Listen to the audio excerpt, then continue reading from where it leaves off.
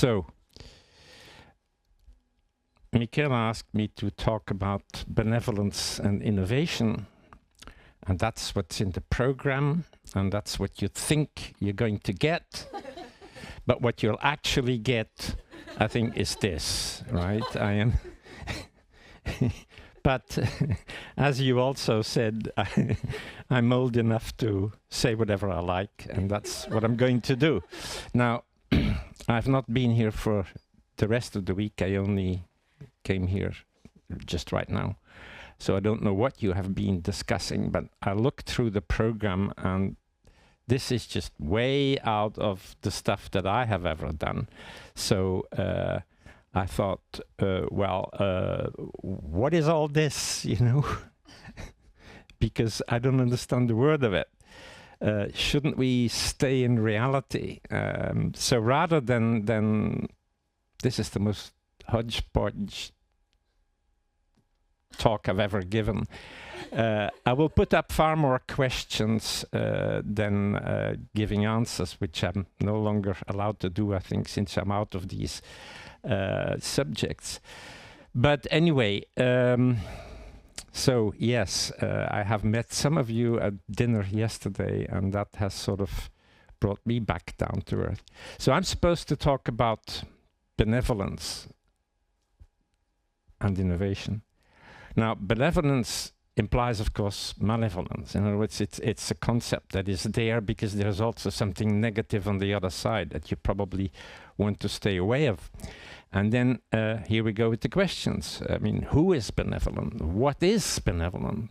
It's not a property of objects. I think it's probably something like a social construction. I don't know. And then social good, you know. Think about the last line there. What are we doing? Why aren't we intervening there, right? And then if you think about social good, depending on the society you live in, it usually applies only to a big, but a part of the society. There's always going to be, whatever you put up as a structure, there's always going to be unhappy people. So you have to think of that as well. And then there's this big business of innovation. And I asked myself, if I think back of anything that was invented or innovated,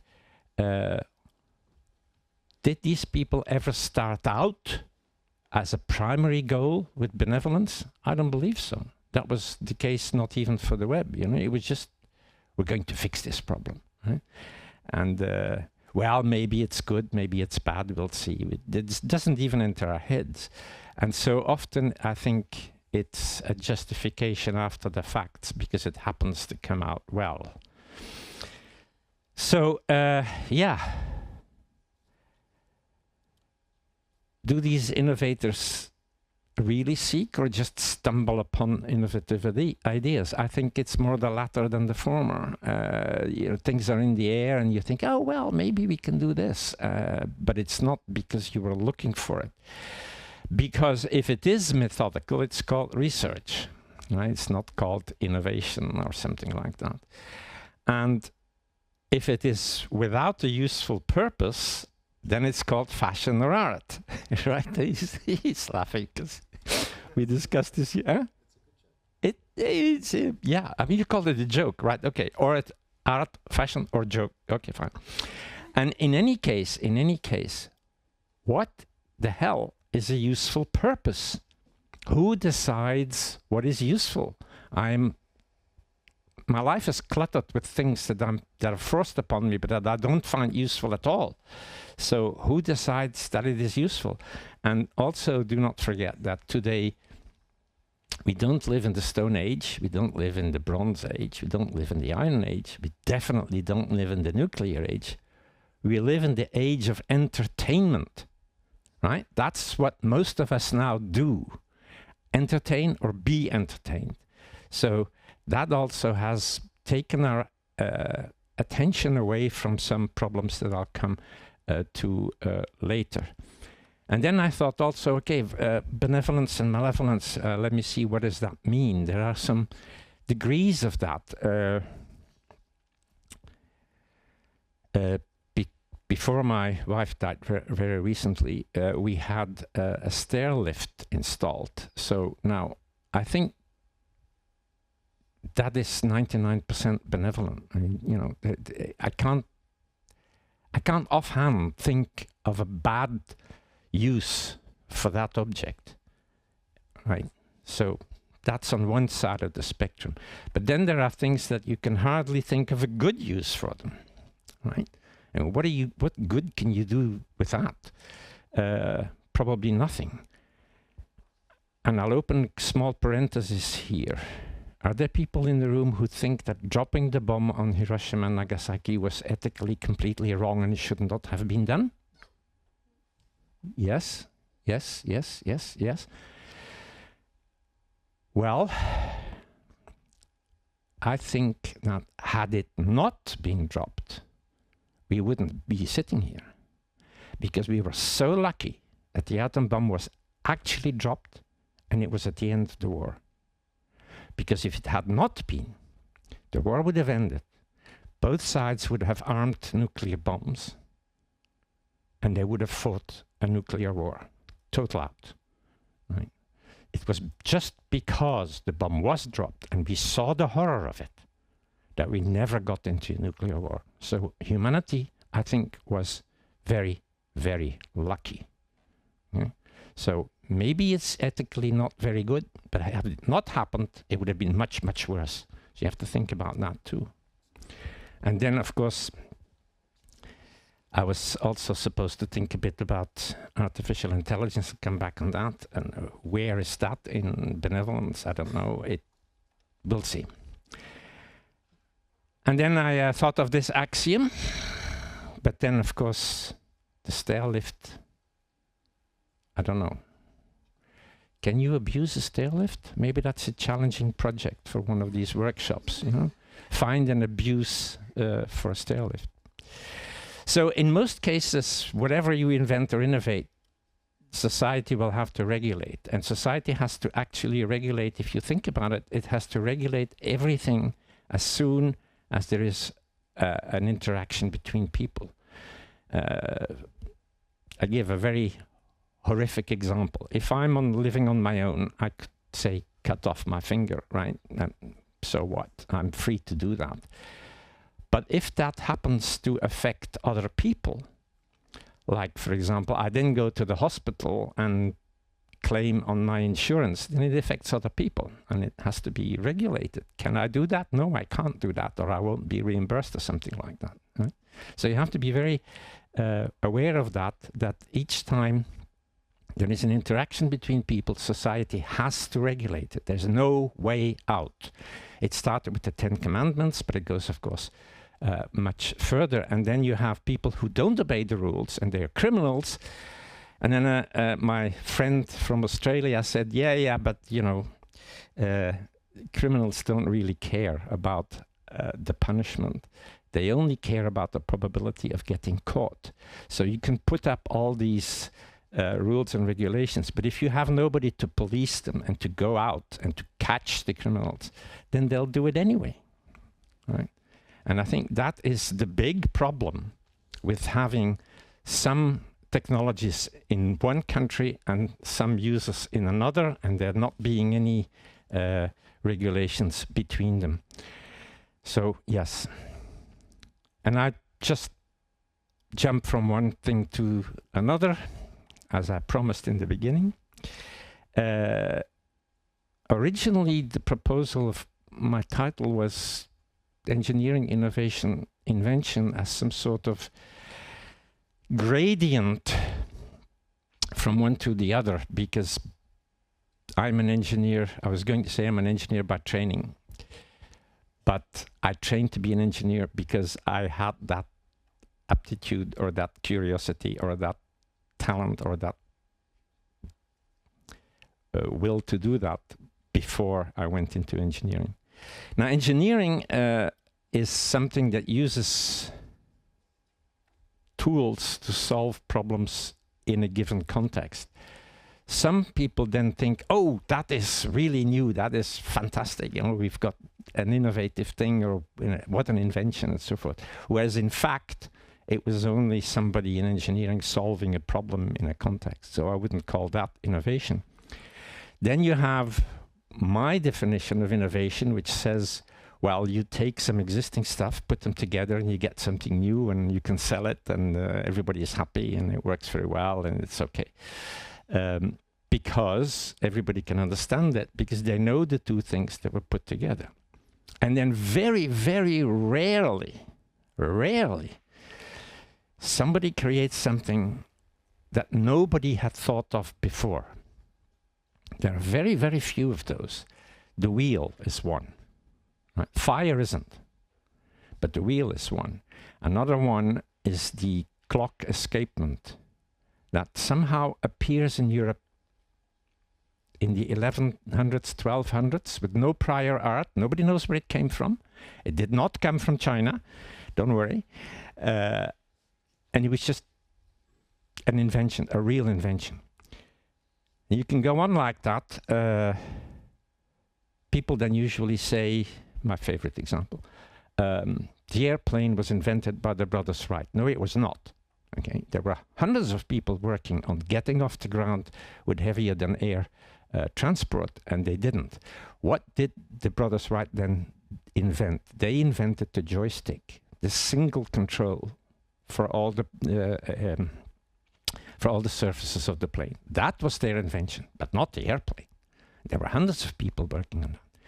Similarly, if you say, oh yeah, well, you know, CERN invented the web, well, no. There were already so many webs around there. There were already hundreds of people. We went, Tim Berners-Lee and I, we worked together very closely for at least 5-6 years. We went to many hypertext conferences and other conferences, and there were already many of these systems around. So what was it that made the web explode? The web? No. Was it HTML? Definitely not. What a crappy thing.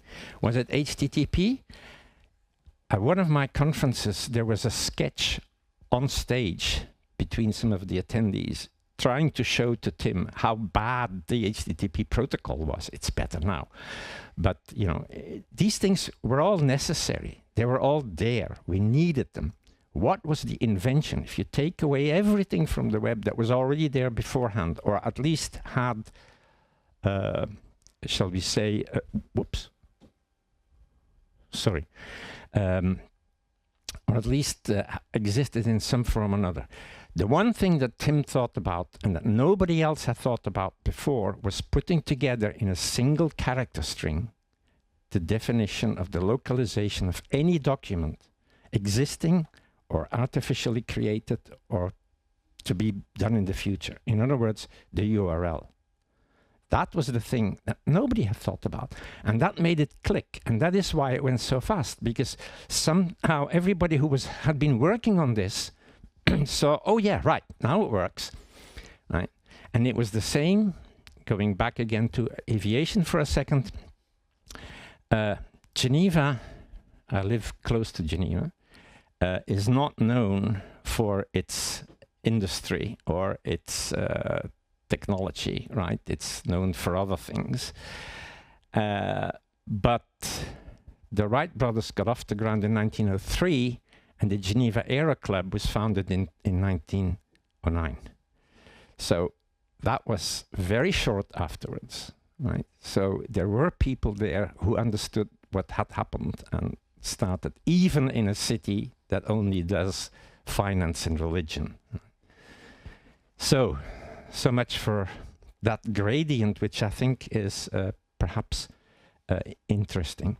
And then there are things that we desire to do, which problems for which we would dearly like to have a solution, but somehow, for some reason, investing in the research, having lots of people working on it and so forth, doesn't seem to help. We're still running around with piston engines because we haven't found a good alternative in 150 years. And it's not for lack of engineers working on, scientists working on it, right? The same is true for the incandescent light bulb, which took more than 100 years also before it was finally replaced by LEDs. We need a factor 10 in capacity of batteries. And it's, again, not for lack of working on it, but we haven't found it, right? Lithium is just about right to make an electric car, maybe, right? Fusion power, well, we will have fusion power in 10 years' time, right? That has been said for the last 60 or 70 years, and just this year it has been postponed again for another 10 years, right? So, and of course, I won't mention space travel, where, I don't know, we've been at that for so long, and it is still not possible to get off this planet except on the back of a big firecracker, right? I mean, that is not a way to travel in space, I'm sorry. But that's all just classical technologies and classical engineering and science and so forth. But there are other things that I think you hinted upon, or you hinted upon. Where's she gone to? Lena will be back. Okay, she's gone. Hinted on this, and that there are other technologies which I've been considering for quite a while as technologies. What happened to that? Right? We've got 2 bloody wars going on the planet at the moment. Where are they? Why did this not succeed?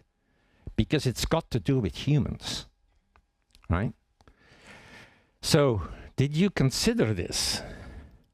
Now, these things somehow are also technologies. And why are they technologies? Because, to me, each of those can be implemented in different variants, and the different variants can be compared for inefficiency and efficiency. I once on stage said this about language, and there was a linguist sitting next to me, and she exploded, and she refused to have linguistic and language called a technology. And I said, but it's very simple. You go into your computer and you compare the size of the grammar checker and the spelling checker, and you will see which one is more efficient, because it's huge and it doesn't really work well for French, and it is quite small and efficient in English. So there must be a technological difference there, right? Okay, so much for the little poke at the French language. Russian is worse. Right, so, but we have a sort of a resistance to change this. We stick especially to language. Language is probably the most dividing thing on the planet. We really stick to that, and even immediately classify people as foe or friend, depending on what accent comes out of their mouth when they open their mouth to speak. So there is some resistance to new and better ideas, and I think it's just simply in our brains. It's up here, this resistance. And this is shaped by education, of course, and upbringing. And that is also why totalitarian regimes don't want you to be educated, right? So perhaps, to me anyway, the primary social good is education. We have to get that. We have to get that going. Now, I also have to say something. I couldn't refuse that about artificial intelligence. So, do I still have time? Yes, huh? Okay, good. So, artificial intelligence. Well, years ago, and I'm talking about decades, I read Fredkin's History of the World. You heard about Ed Fredkin? No. Well, he died recently, and he's been working in this field for so long that the way he says it is no longer the way we think about it. But he says history can be summed up in 3 big things. One is the creation of the universe, the Big Bang. Fine, okay. And then the second one is the appearance of life. Okay, great. That's a big event, I agree. And then he says the third one is the appearance of artificial intelligence. And then he goes on to say, these machines will design others and get smarter and smarter. And I thought a bit about that, and I came up with my own definition, which you may or may not fight, of artificial intelligence, and that is this. We are not there yet. I think we are far, far away from that still, but I don't know how far away. At the moment, we have these marvelous things called large language models and stuff like that, but they are not, they're still blind, they cannot see, they are inactive, disabled, they cannot go out and explore nature by themselves and so forth. So we're not yet there at all. And then I heard the word algorithms mentioned. Now, of course, when I think of an algorithm, I think in the Euclidean sense, not in the sense it's used now. So do we understand how these things work? Well, if they're implemented with neural networks, that's the algorithm really. And then the rest of it is just data, right? So there are actually 3 levels there, but let me finish this first. So we're trying too much to go to the humankind in artificial intelligence, and I think that is wrong, because we don't need more of those, right? We've got, at the latest count, 8,177,000,000 of them. It's probably 178, because I wrote that yesterday. So I think, yes, the AI that we have today is useful, and it can be used in benevolent ways, but I also believe that it has to be very strictly regulated, because there is too much possibility, too big possibility to abuse these things. As a parenthesis on this, I thought of how computing evolved, and first you had sort of the hardware, you know, this thing here, with which today you almost never interact with the hardware, right? I mean, okay, you plug something in, you switch it on, that's interacting with the computing hardware. But from then on, you interact with the software, right? And then if one of these softwares happens to be a giant neural network, you're not interacting with the software. You're one level higher again. You're interacting with the data. So you almost always in the AI world interact with the data, but not with the software. The software can be very simple. Well, a personal idea again, so much for that. And then some years ago, I got to take things very seriously and did calculations and so forth again. And again, when I say some years ago, I meant actually 10 or 20 years ago. And I promised myself that every talk I gave would end with what I'm going to say now. Does everybody know the difference between important and urgent? I don't see anybody say anything. Well, urgent is when you got to go to the loo, right? You have to do it. It's not important, but you can't put it off. You got to go and do it. And by the way, I don't know who designed the disabled toilet here. The paper is out of reach. The toilet roll is out of reach. I mean, who did that? Should be fired on the spot.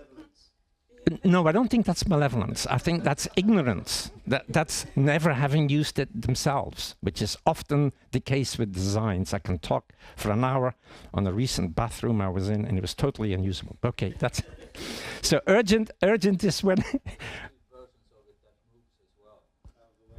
Yeah, but not here. Anyway, so urgent is that.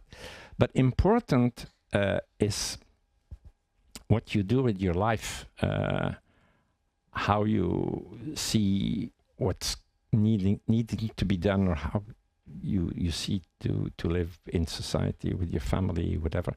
Those are the important things. And we have one very urgent problem that we cannot put off, and that's global warming. And please do not call it climate change. Climate change might be good, you know? It might get warmer in Scandinavia. Great, why not? You know? But that's not what it is. It's bloody global warming, right? Don't use the euphemisms that the politicians and the press and the media have instilled into your brain. It's global warming. And then we have one very important problem, because it's the cause of that, and that is population control. we are just at the level we are living, I think about a factor 100 overpopulated, which means that if I applied this factor 100, I would have nobody in the audience, right? And to sort of bring that home, also some years ago, I designed this grid, which starts at year 0 and goes up to year 2100 and vertically has billions of people. And the curve looks like that. And when I was going to school around here, I was taught that the population was 2.5 billion people. That was the thing that I got in my geography classes. Right, so, and in Europe, the big explosion is in the past. So we haven't experienced this. We haven't seen this happen. But unfortunately, if I can get my pointer back here, unfortunately, you used to be here, and that is what is in the mind of all the people with gray hair in this room. But you aren't. You are here, or at least that was on the slide a couple of years ago. And then I had to redo the slide. I saw this, and I thought, no, this is not right. I must redo this slide because you're no longer there. I'm talking about months ago, right? You're here. And then this morning when I went through this, I thought, no, that's wrong. We're already 200 higher, with somewhere between 8 and 9 again, right? I mean, this cannot go on, right? We are using up the resources of the planet about twice as fast every year, twice as fast as we should. So there is a big problem there.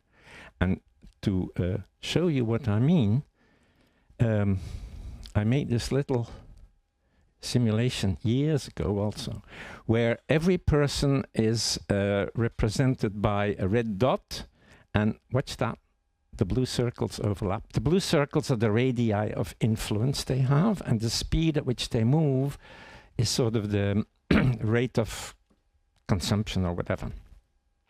Now, when these blue circles interact, you may have a problem because the people involved may not like it, right? I mean, it's, I don't know, suddenly I'm having to share the hotel room with somebody I don't know. I mean, I'm not gonna perhaps like that.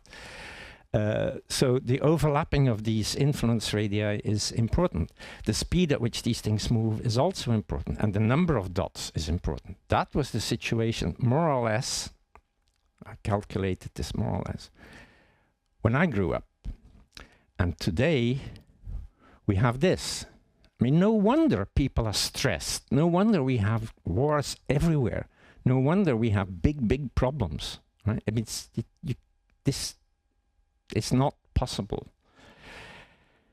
Now, also way back when I just came out of university, there was this thing called the report of the Club of Rome.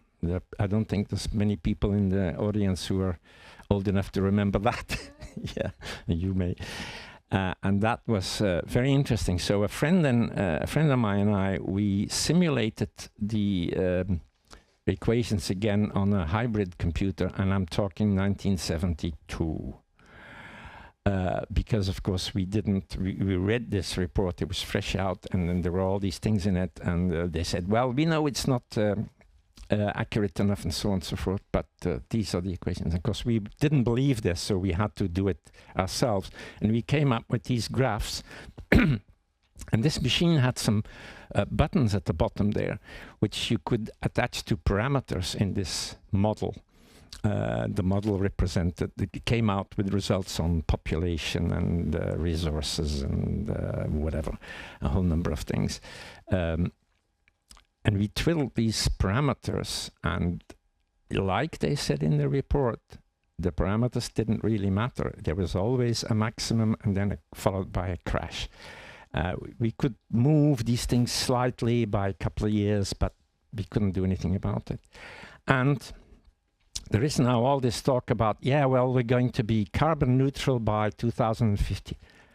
Perhaps, but it's not enough just to stop, because even if you stopped completely today, no emissions today, zero, the CO2 is already there, right? Antarctica will continue to melt. So that's not good enough. We have to take the stuff out again.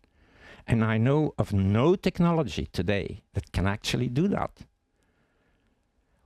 We're not working on it fast enough, right? We're playing around with entertainment. And then, of course, the big cause of all the emissions is the population. We have to do that. And so I think that people, and I can name one guy in the European Union and one guy in China, I should have said Asia, who are calling for increased births. I think they are criminals. They're just criminal. I mean, this is ridiculous. I don't know why they want that. Now, I'll conclude with, I sometimes give this talk to bunches of students, and I send them away with a reading list. Now, if you want something about benevolence, have you read this? Who has not read it? You've all read it? No? Ah, well, some have not read it. Well, read that in the original. Well, no. That needs Italian, I think, but you can read it in translation. Anyway, he is thinking very deeply about benevolence and how hard it is to achieve that. And then there is a book that is very important because it tells us how we got and why we got into the situation that we are now. You have probably read *Sapiens* by Harari, yeah? Or some of you have. This book, he says in his foreword that it's based on this, and I think this one's better actually, but it's a bit older. And then finally, if you want to have fun and also read a horror story, but it's mainly fun, you get that one. Anybody around here who's read it? You've read it. Yeah, well, yes. And you would have read it, indeed. Yes, I'm not surprised. It's no longer available, but it is such a good story, I think. And my pessimistic prediction is that it will sort of happen towards, well, within the next 10 years. Yeah, you're nodding. You more or less agree. Okay, right. And then finally, I worked at CERN for a long time. I worked at CERN for almost the moment I left university. And then after the web, loads and loads of journalists came around and they asked all these questions and blah, blah. And I had to show them around CERN first and so on. And then talk about the history of the web and blah, blah, blah. And one of them had followed me. We had gone around the accelerators, we'd spoken to administrators, we'd spoken to physicists, had shown him experiments, had shown him the stuff where we worked and so on and so forth. And he had talked and he took notes, he took notes.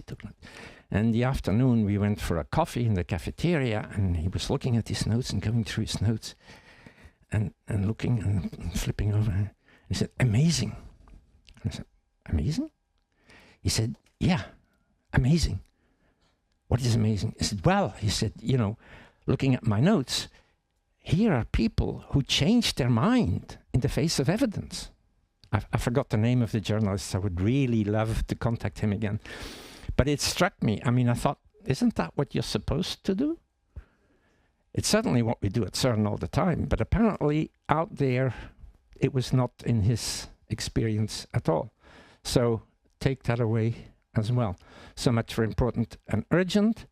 And so I think you also mentioned duty. And yes, I think we have that duty because we are really, really in a very bad situation right now, planetary-wise. And I hope, for the sake of my children and grandchildren, that we can get out of it. But I'm not optimistic. Thank you.